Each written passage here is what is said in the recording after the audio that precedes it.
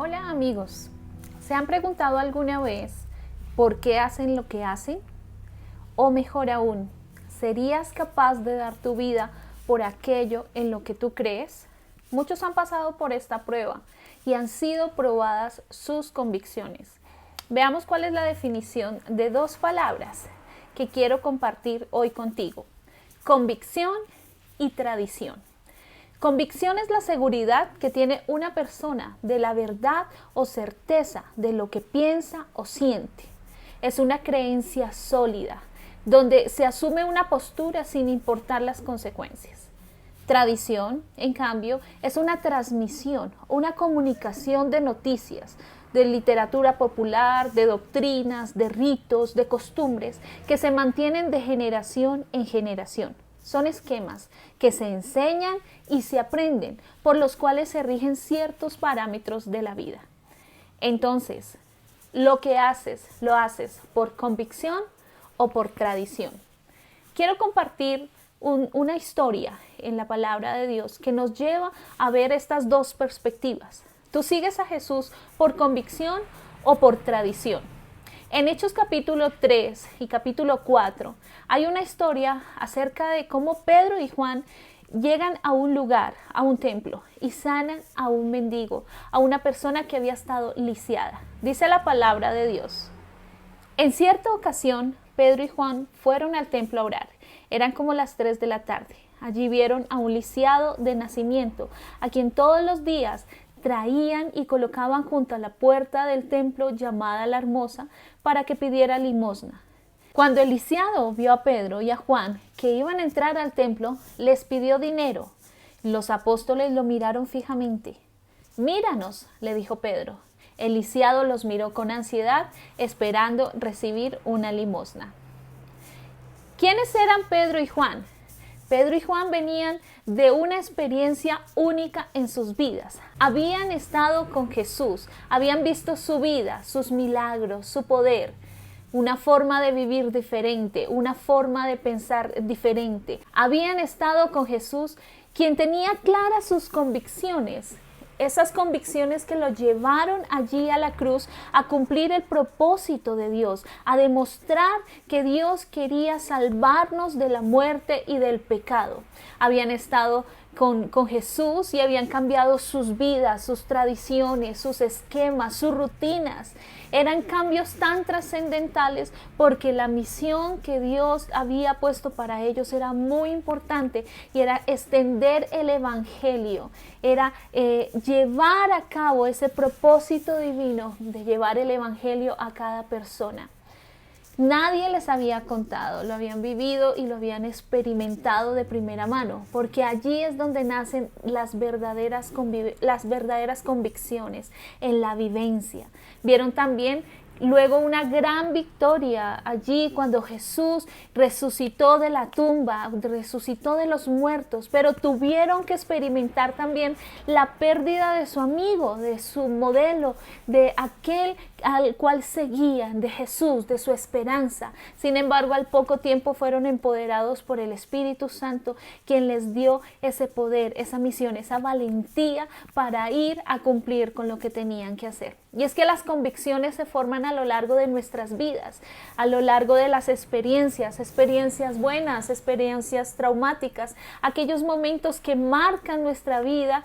Estos momentos hacen que nuestras convicciones se vuelvan más firmes. Son esas pequeñas ideas que se vuelven el motor de nuestra vida para definir lo que somos. Así como podemos tener buenas convicciones y creencias que nos llevan a cumplir el propósito de Dios, también podemos tener creencias erróneas, falsas creencias equivocadas que nos llevan a separarnos del plan y del propósito de Dios.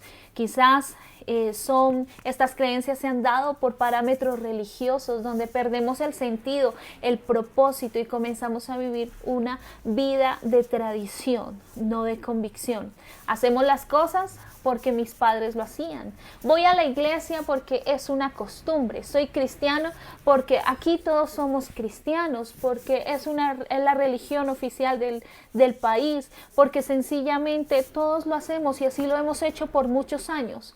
Aquel hombre cojo que estaba en la puerta del templo tenía convicciones erradas, tenía creencias erradas, estaba lisiado de nacimiento y dice en el verso 22 del capítulo 4 que tenía más de 40 años. No era poco, era mucho tiempo que había vivido y había experimentado estas creencias, estas tradiciones que lo habían llevado a estar allí lisiado, a estar allí sometido a recibir una limosna. El cojo quería ser apoyado en esta condición, estaba tranquilo en medio de todo en esta condición y por eso cada día venía a la puerta del templo a pedir limosna. Estaba convencido este hombre de que todos a su alrededor lo ayudarían, porque también era una costumbre de los judíos poder dar limosna como un acto de justicia.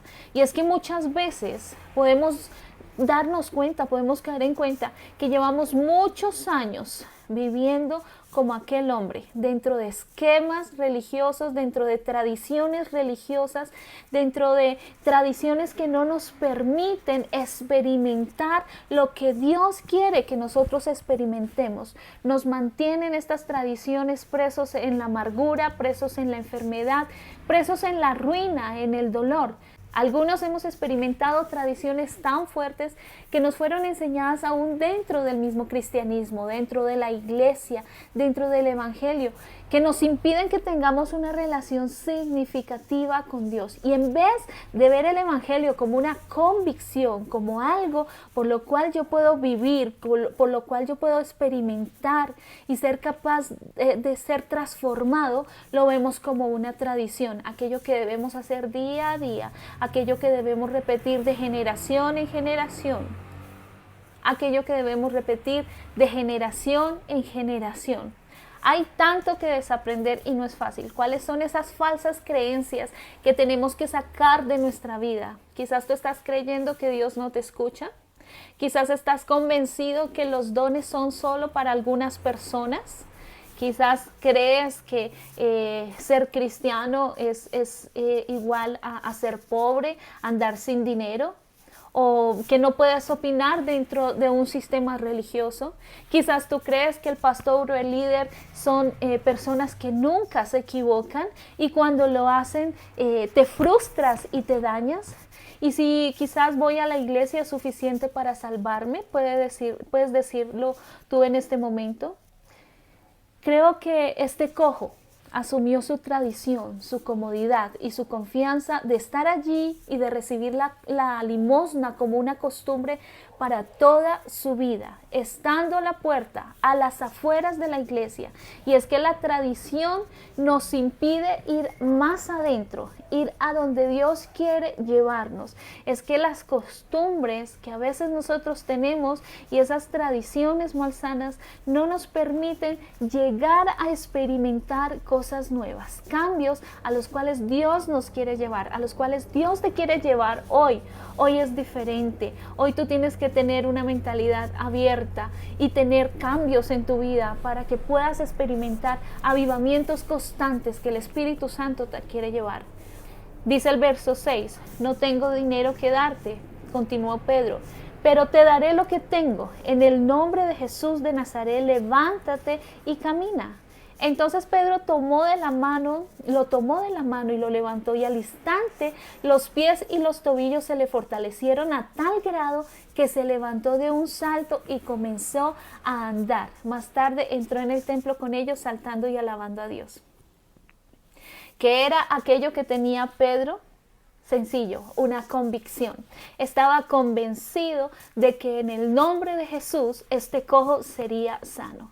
Estaba convencido de algo que había experimentado y había visto durante los últimos años en su vida. Nunca titubeó, no se fue para lado y lado, no estaba indeciso frente a esas convicciones. Sus convicciones estaban firmes porque lo había experimentado. ¿Tus convicciones frente a Dios son firmes? ¿Has experimentado que Dios es bueno? ¿Has experimentado que Dios es proveedor, que Dios es sanador y por eso sabes que Dios puede sanar a alguien? Muchas veces nos basamos en convicciones o basamos nuestras convicciones en lo material, en lo terrenal. Pedro dijo, oye, yo no tengo nada, pero sí tengo algo importante y es una convicción. Creo firmemente que Jesús te puede sanar. No bases tus convicciones en lo perecedero, no bases tu convicción en el dinero, en lo material, en lo físico, en la vanidad de la vida, como dice Salomón, sino en aquello que perdura, en el Evangelio, en el poder de Jesús, en aquel que puede cambiar tu vida y puede dar un propósito a tu vida. El acto mismo de la sanidad fue la liberación de la tradición y la condición de este hombre. La convicción es esa fe que trae liberación, que trae cambio, que trae sanidad, que trae restauración. Si tú estás convencido que Dios puede hacer esto porque has creído en su palabra, pues lo vas a recibir. En cambio, la tradición te lleva a repetir patrones, a ajustarte dentro de un molde, dentro de un modelo que se ha perpetuado por generaciones. Y quizás tú vives frustrado por ir a la iglesia, o no te gusta orar, o te frustras por leer la palabra, o por vivir una vida cristiana, porque no la entiendes, porque no estás convencido realmente. Quizás lo haces porque es una costumbre de tu familia, pero no te has convencido en llevar un estilo diferente de vida, porque quizás te enseñaron el evangelio de esa manera, en hacerlo como una tradición y no como una vivencia. Desde el versículo 9 hasta el 11, dice que todos estaban asombrados cuando sucedió este milagro, y porque hay gente mirando a tu alrededor, porque hay quienes miran qué tan firmes son tus convicciones, o si tú vives por tradiciones, o si tú puedes defender eso en lo que tú crees. No se asombren si esto no es algo que yo pueda hacer. Esto fue hecho en el nombre de Jesús, en aquel que ustedes crucificaron, en aquel en el cual no creyeron, pero aquel que fue a la cruz, fue a la tumba, murió, pero resucitó y nos dio vida. Ahora arrepiéntanse, cambien y acepten a Jesús en su corazón. Y dice que a través de esta palabra fueron más de 5,000 hombres los que aceptaron a Jesús allí en su corazón. Pero también estaban los principales sacerdotes, los jefes de la guardia del templo, que estaban enojados por lo que estaba pasando, y entonces arrestaron a Pedro y a Juan, y dice la palabra que pasaron toda la noche en la cárcel, estuvieron toda la noche allí. Y es que a veces podemos vivir situaciones difíciles, crisis, problemas o circunstancias que no nos esperamos, por defender nuestras convicciones, por creer en el evangelio, por decir que tenemos un Dios que todo lo puede.